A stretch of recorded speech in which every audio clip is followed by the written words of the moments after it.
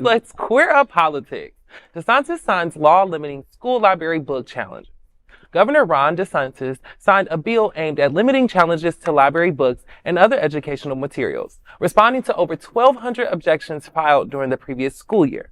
A quarter of all book challenges in America are in Florida. They most often over LGBTQ+ themes and not by parents or students in Florida schools. The legislation restricts challenges to materials by non-parents or guardians. This wide-ranging bill, known as HB 1285, not only addresses book challenges, but also includes provisions to facilitate charter schools taking over operations at failing traditional public schools. The move to limit challenges follows heightened scrutiny of library books and classroom materials in the wake of measures approved by the Republican-controlled legislature and Governor DeSantis. According to a Senate staff analysis, over half of the 1,218 books objections during the 2022 and 2023 school year were concentrated in Clay and Escambia counties and the very conservative Florida panhandle.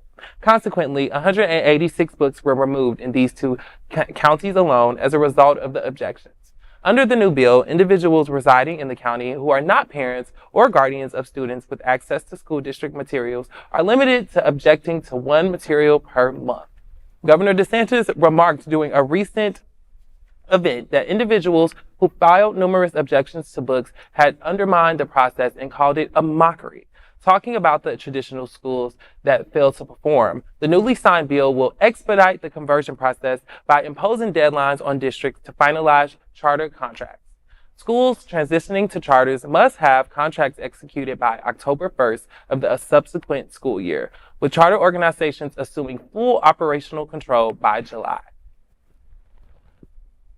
Charter schools taking over the public schools, like, including with the book thing, but like, wait. So like, they're just gonna come in if the district doesn't like, if this school is, public school is performing lowly. Which you know they are if it's Florida. Right, and it's a public school. So the charter school would just immediately like take over the students and the staff? Well, I don't think it's quite that easy a process, but you know, a charter school could come in and make a proposal and say, we're going to start running this school. But it's all about money. It's all about money. It's all about money. And the charter schools are popping up everywhere, and they're really not making a big difference when it comes to education.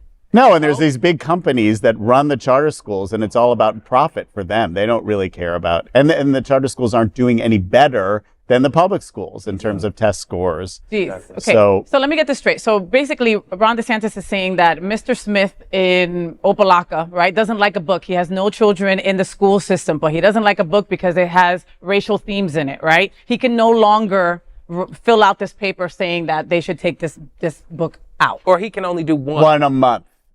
One a month. He can do one a month. A month. So he's only allowed to do it once a month. Y'all, these people are crazy. And there are some losers out there with a lot of free time who will do that once a month. Only one book per month. Yes, okay. And most of the books that are banned are LGBTQ+ themed, or about sex education, or about racial themes that are things that kids need to learn about. Exactly. But it's also about, I think, silencing our voices, because many of us don't have kids in the school system. Right. So we're also limited to those protests. Once a month? Once a month.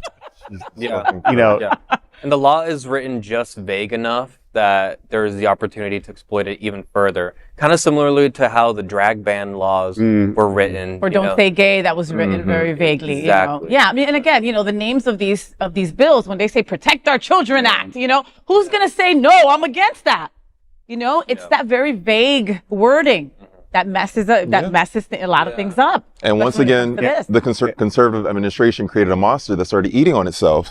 So DeSantis' dumbass had to go back and be like, no, that's not what I meant. You can still do it, but like reel it in a little bit, because people, it started getting used against making a mockery when that actually is just mockery. You're making a mockery of the mockery, yes. I don't get it. It makes absolute no sense. So, okay, I don't want religious people to get all mad at me. But so, again, once a month, I can literally say, hey, you should take the Bible out of the library, because I don't think that, you know, it has a lot of sexual undertones and it doesn't really represent us how it should. And I can do that. You can do that. That's work. Yeah. It's work. Slay, wig.